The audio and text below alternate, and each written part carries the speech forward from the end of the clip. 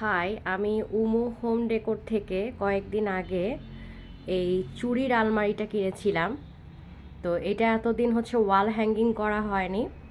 তো আজকে হচ্ছে আমি এটা ওয়াল হ্যাঙ্গিং করলাম।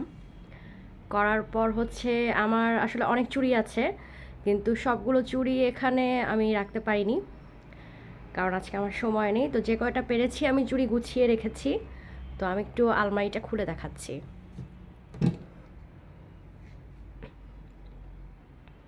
আলমারির ভিতর সুন্দর লাইটিংও আছে। এটা হচ্ছে চাইলে আবার বন্ধ করে দিতে পারবো। এবং এরকম একটা আলমারি থাকার সুবিধা হচ্ছে যে বাসায় আমাদের এই চুড়িগুলো যদি বাইরে থাকে তাহলে দেখা যায় যে ধুলোবালি পড়ে, নোংরা হয়ে যায়।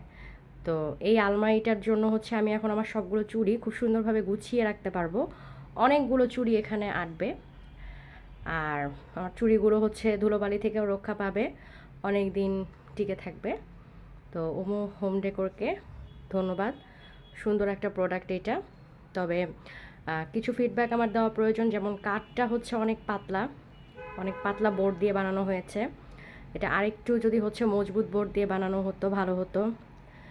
তারপর যেমন ওরা হচ্ছে প্রথমে যখন আমাকে এটা দিয়েছিল তখন এটার হচ্ছে নিচে তারা কোনো হচ্ছে বিট রাখেনি।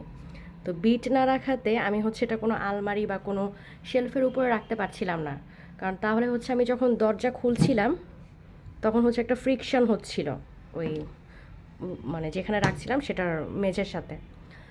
তো পরে হচ্ছে আমি ওদেরকে আবার বলি, আমার অসুবিধাটা জানাই, তখন হচ্ছে ওরা এসে নিচে আবার হচ্ছে এই যে নিচে হচ্ছে ওরা এরকম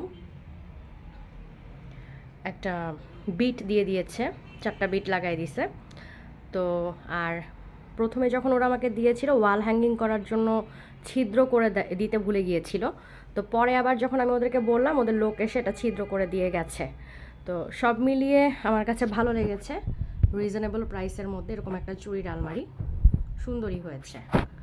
তো ওমো হোম ডেকোরকে ধন্যবাদ, এবং ভবিষ্যতে এই প্রোডাক্টগুলো নিয়ে বা এই প্রোডাক্টগুলোর ডেভেলপমেন্টে তারা আরও অনেক কাজ করবে, এই আশা ব্যক্ত করছি। শুভকামনা তাদের জন্য।